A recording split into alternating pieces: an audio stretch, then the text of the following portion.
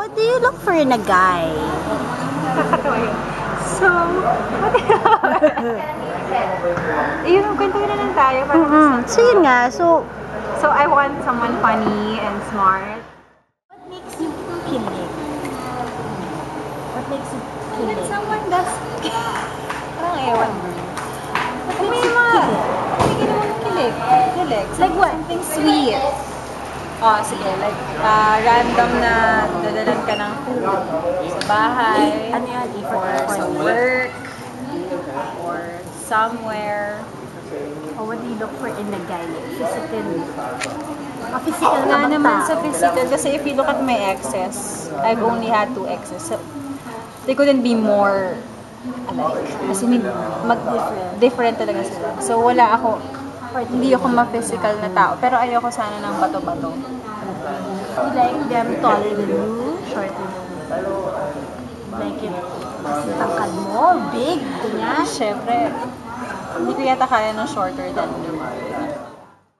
How do you know if you're in love? Ano ba this? They never Alam mo love na lang yun.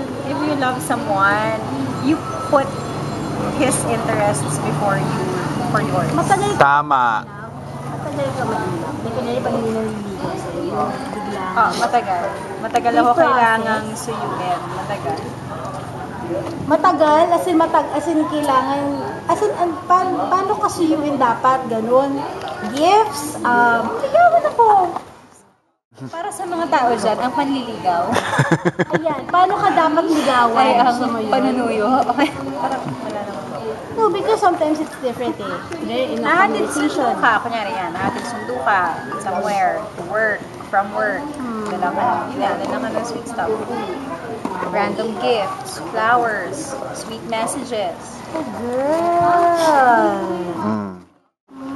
So, hindi ka nadadat na hang out, tapos Ay, hindi. attention, tapos ganyan. You don't like reading between the lines or whatever. Ayoko ng ganun. You don't like playing games, mind I don't games. play games. I don't play mind games. If I don't like it, I'll tell you. Wala ka pag-asa, I'll tell you straight out. Straight? Wala kang pag-asa. Wow! Candor reaction. Wow! Totoo?